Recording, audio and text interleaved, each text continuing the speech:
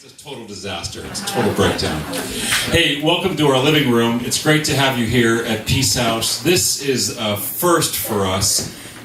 This whole event is being put on by my friends at the Metanoia Peace Community. We live and pray and work together right here. But I also want to acknowledge some of our sponsors here. First of all, the Ecumenical Ministries of Oregon. I don't know if Jan's here, but Dr. Hennessy certainly is in the back. Dr. Hennessy, thank you for helping co-endorse our time together. And then, of course, also the NAACP. Pastor Mondane, president of the NAACP, give your little hand up. We're going to hear from Pastor Mondane in a little bit. He's going to join in through something a little bit later on. But, hey, Peace Train is just this idea we had. Because I'm of that generation that when people like my parents and mentors talked about peace, I was that angry person who thought, peace sounds like complicity to me. Peace sounds like status quo to me, right? This is how a lot of people in my generation started conceiving of it. So we wanted to re-have this conversation. We thought it needed to happen again. So at the last Friday of every month, our plan is to have a different community leader from different walks of life with different perspectives talk about the nature of peace and community building in the year 2019, and maybe we'll even make it to 2020. We'll see how it goes. So this is the first. It's glad to have you here with us. By the end of the program, I'll talk about what's going to happen here next month as well. We have some, if you are not already being bombarded with me or one of my friends constantly with emails, we will give you a way to get bombarded by emails. There's always a way to do that. But I am not going to delay too much longer. Our first guest for Peace Train is an old friend of mine.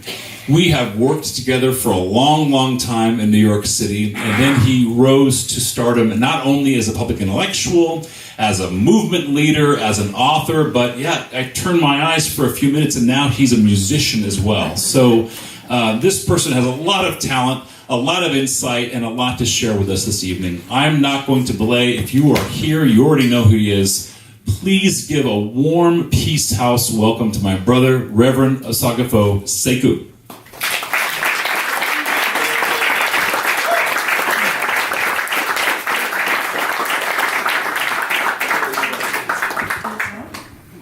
Is it okay if I sit down? Yeah. Sure. How are you all? Good. It is so good to see you. First, let me say thank you to my dear friend and brother, Michael, who, for a small fee, I will tell you very embarrassing stories about. They know. We were both interns together under a beast of a pastor named Donna Scopper, who was very kind and very gracious to us and taught us much. And I am forever indebted to him. When I decided to get sober, he walked me into rehab. And so our friendship is bond forever. And then to the sponsors, Ecumenical Ministries of Oregon, as well as the NAACP, my dear brother is here, the president, and we're going to talk a little bit later. And I see, is that Todd back there? Todd was our minister of music when I pastored at First Baptist Church in Jamaica Plains in Boston, and has actually gigged with me in Seattle. And so it's good to see. And then my dear friend, Sister Ann, who was my neighbor in St. Louis and now runs the Capitol Hill Arts District in Seattle. And Sister Rachel is here, who is doing amazing work. And so it's good to see so many of my friends here. I'm going to take a little time. We're going to, because I'm not that interesting, and talk a little bit about how I understand this particular historical moment. And then Brother President and I are going to dialogue a little bit, and then we'll see what the Lord says from there. As I think about this particular historical moment that we are in which we have a monster occupying the White House, that the left, of which I am a Marxist, we are prone to hyperbole to say the least. But we indeed have a fascist in the White House, given his attacks and the heroic work that many of you all have done around immigrant brothers and sisters, the demeaning of gay, lesbian, bisexual, transgender person, and an outright disregard for constitutional practices and the undermining of institutions. And we should be clear that particularly my friends from the global South who have seen similar contradictions, that the undermining of democratic institutions, as fragile and broken as they are, particularly as it relates to the life chances of the historically othered, nevertheless they remain some kind of structure to keep the weight of the powerful off the poor. And when those institutions are undermined in a particular way in which this president is doing, it should give us all pause. And so within that context, I'm finishing a manuscript which has been giving me the blues. Any writers in the room? Writing books is dumb.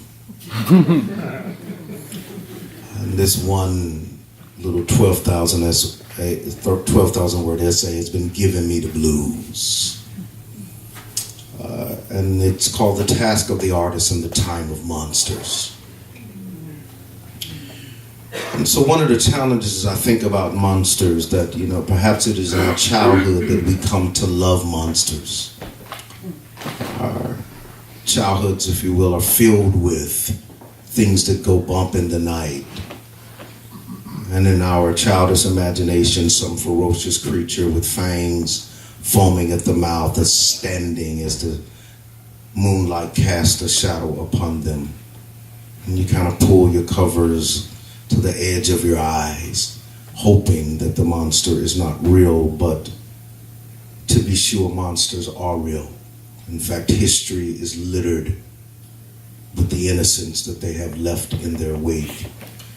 And given the particular cocktail conversation, we tend to list those monsters as a kind of self-righteous mantra, as a way to name the particular moment that we're in. But interesting enough, when we think about monsters, we often think of them as some kind of despot who seized power from an innocent people. But oftentimes, unfortunately, monsters are the choices of people. Hitler was elected in April 1933. And so there's something about the ways in which I suspect it might just be the case that monsters and nations go hand in hand. There is something about the drawing of arbitrary lines, because in nations, someone is always out. And so there's something about the construction of the nation itself that lends itself to the possibilities of monsters being the choice of a people. And I believe that if this is the question, that the nation itself is the contradiction. That contradiction begins with modernity and the modern crisis and contradiction emerging out of the Enlightenment, in which there is this sensibility that right ideas will lead to right behavior. Now, Germany's had dominated the European mind for some 800 years, and Hitler pops out. In fact, the Holocaust is the last nail in the coffin on modernity and Enlightenment sensibilities. And so, but at the same time, we don't want to think in ways that are ahistorical, which is a deeply American practice. In fact, one could, ever since there has been Christianity, the end of the world has been at hand. That every generation of Christians believed that Armageddon and the second coming was going to happen, or that great philosopher of the Western mind, Socrates, believed writing would keep people would undermine civilization. And then, of course, those of us who are older thought the internet and Y2K was going to end the world. So this ideal of calamity and ending is a feature of literature, particularly literature of the modern world. But we would also be dishonest if we did not acknowledge that apocalypse is upon us, but metaphors be damned. That when we look at what is happening to the climate, the scientists tell us that the level of extinction that we see of species from the earth has not been seen among humans ever, and prior to humans' existence in this particular way, and since the loss of the dinosaurs. That's how fast species are leaving the planet, and then we see the earth crying out in a variety of forms as articulated through climate change. And then there is something else that's said. I was thinking earlier, talking to Sister Rachel, that part of that calamity begins in the context of the collapse of modernity in 9/11. Because the one way to understand 9/11 is to understand it as an attack on whiteness. Because whiteness was supposed to protect, comfort, and care. And then white folks are now arbitrarily hated for who they are and for simply being. And so it's anxiety making.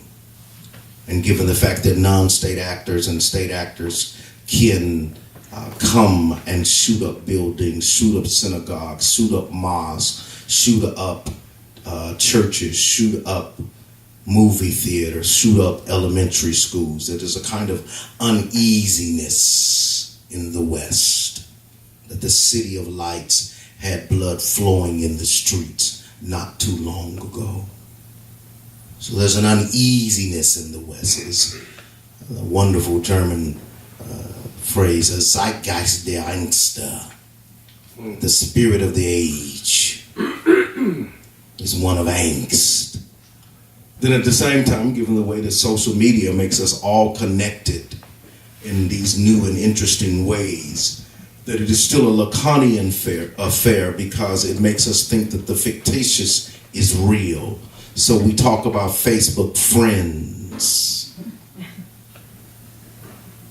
That some people you're connected primarily through who you don't break bread with, who you don't go to their funerals, you don't celebrate, but they're your Facebook friends.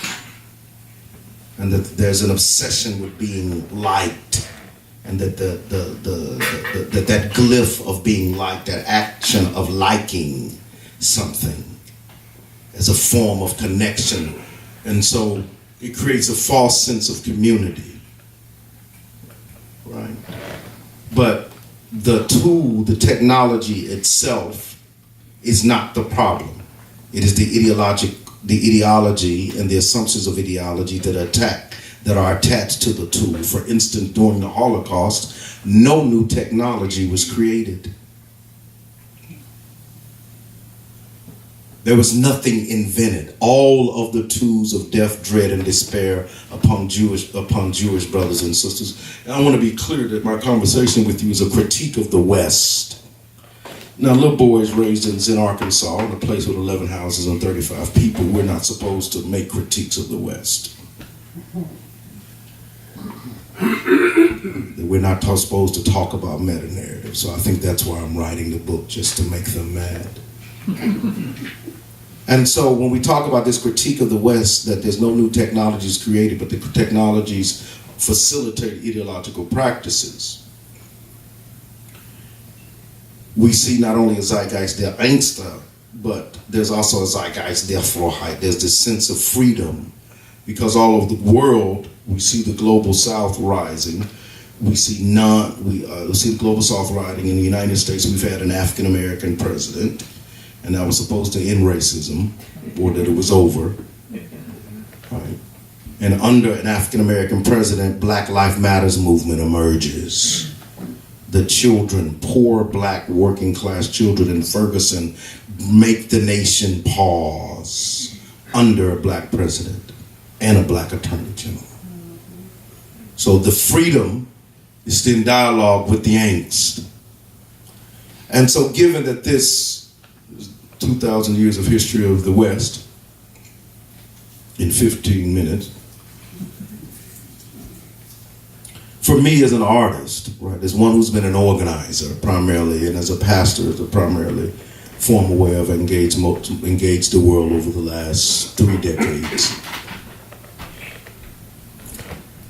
that it, for me then, the role of artist takes on a particular kind of vocational responsibility within the context of monsters, because artists are not bogged down by the arcane doctrines and the institutional affiliations and arguing about the color of the church basement with people we don't like the way pastors are forced to. And then politicians, in and of themselves, and monsters tend to be politicians. And that politicians are primarily engaged in a form of horse trading. That the way the structure is created, often say the Occupy movement was white folks finding out what black folks been telling them for 500 years. The system's working just fine for a few.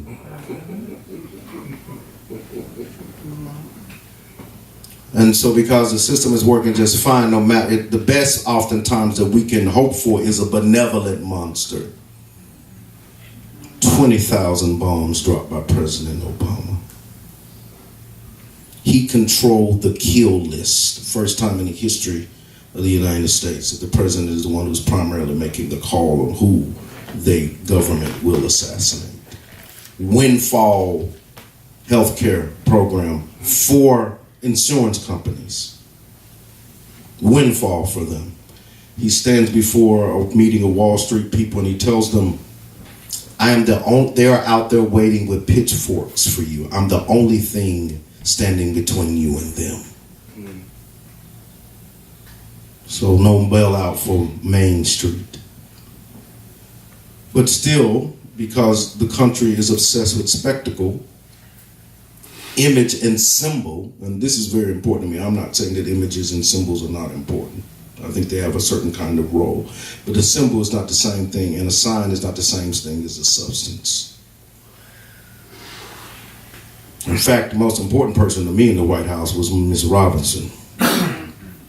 They asked Ms. Robinson, interview in the New York Times, they said, Ms. Robinson, Michelle's mother, Mother Robinson, they asked her, they say, your children are super healthy. They go to Whole Foods. What do you think about that? And Ms. Robinson says, I think chicken ought to taste like chicken. Most important statement to come out the White House under the Obama administration. And so in that question, given that it seems like the best we can hope for is a benevolent monster and that we indeed have a monster in the White House, as I've already said, what is the role of the artist? And what's been, and this is, and for me, emerges in this particular kind of context often since I've retired. In this particular something, I spent 6 weeks in Charlottesville and it broke something in me. I was there when we were in a church and we can't leave because Nazis are outside with torches in 2017. I watched Heather Heyer take her last breath. And you can't out-organize that kind of hate. It's just simply impossible. You can, at best, hold it at bay. So then I decided that I would try to sing my way out. And so what is the task of the artist? I believe the task of the artist in the time of monsters is to remind us all that monsters are not new and they will not have the last word. Now, artists, of course, should not be politicians, but they should be partisan for the poor, for the vulnerable, for those who do not matter. Parliamentarians of the possible. And that artists or lobbyists, if you will, for those who languish. To be reminded that they have a moral and ethical responsibility. My soulmate, the great Albert Camus, says the artist must never side with the makers of history, but rather those who are the victims of it. And the victims indeed are legion. They are queer, they are Muslim, they are differently abled, they are woman, they are black and brown and undocumented and immigrant. And so then in that particular context, the artist has the possibility of bringing the various factors and sectors of a civil society together who are committed to creating space and holding out hope for the most vulnerable. In fact, the ancient Egyptians said it this way: we come to bear witness to the truth and set the scales of justice in their righteous place among those who have no voice. Now, it is not that the poor and the vulnerable are voiceless, because we heard them in Ferguson. But it is to say that the powerful tend not to listen to them, to hear their suffering, to remember their names, and find their children as that, just children. This is not what monsters do. And so then perhaps the artist can open up a possibility in a space for people to be able to have those kinds of conversations and to ultimately articulate a new vision of the world. And that part of what the role of the artist can do is to help us open up space and help us to be able to articulate and tell the truth about the moral bankruptness of the system itself. All governments lie. All of them, even the ones we like. All of them keep state secrets. All of them have information that they do not feel like their citizens should know. That is about no government has the right to exist, particularly on stolen land. But people have a right to exist. And so given that all governments are immoral, in fact, I was in Bolivia, and Evo Morales says to me, borrowing a cue of a conversation that Harry Belafonte had with Fidel, and Evo says, there is no racism here. I said, take me to your jails. And I can tell you if there's racism or not. The great Fidel Castro, a great Parian of liberation for many, same thing. And he outlawed James Brown and jazz music. I mean, his life would have been a lot richer if he would have had some James Brown and some jazz music in his life. So this is to say, even for the governments, so all of them are immoral. All of them will have contradictions. This is the nature of the structure as it particularly relates to this curious thing that called the nation state, which comes from the Weimar Republic, and given the fact that the Weimar Republic produced the Third Reich, perhaps we should be suspicious of the nation itself because of its origins. But nevertheless, artists in this particular context can open up space for us. I was in Waverly, Alabama. We had just done a show about 4,000 white folks.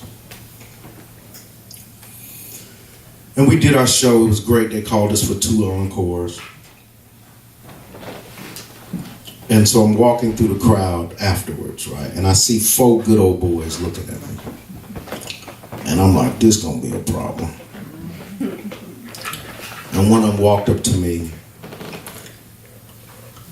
and said, God damn it, I just had a spiritual experience, you some bitch. You touched my soul. Now that some bitch in the White House, I voted for him. But he got folk not liking each other because some of them black and some of them white and some of them speak Spanish and some of them wear hijab. What kind of foolishness is that? Fuck him. You touched my soul. And his buddy was like, you goddamn right.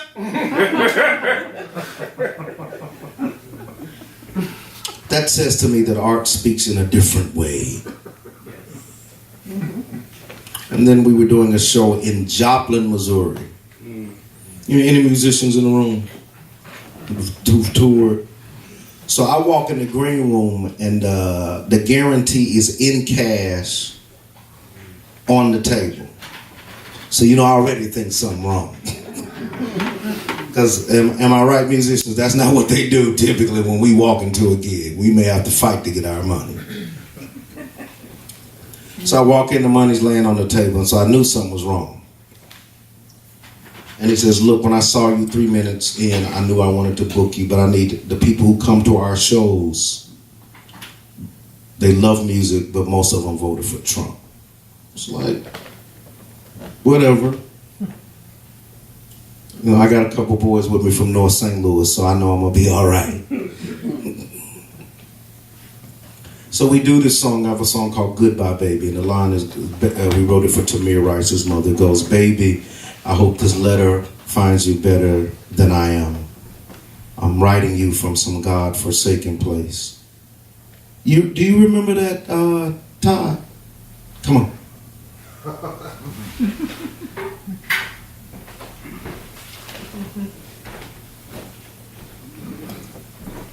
You have to sing it first. But I want to start it in time, baby. So, hope this letter finds you better. She gotta say goodbye.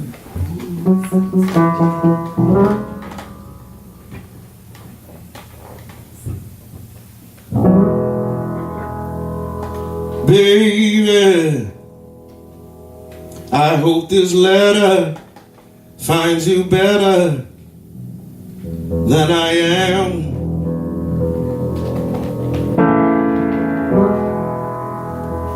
I'm writing you from some God-forsaken place.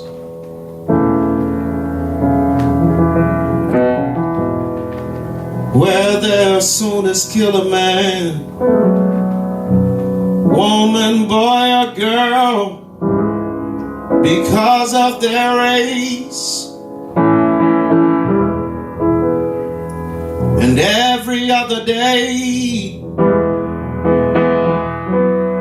a mother has to say the words that no mother should have to say. She gotta say goodbye, baby. Goodbye, baby. Goodbye, baby. Goodbye, baby. Goodbye. The preacher keep telling her that she should forgive, but all she wanted was for her baby to live.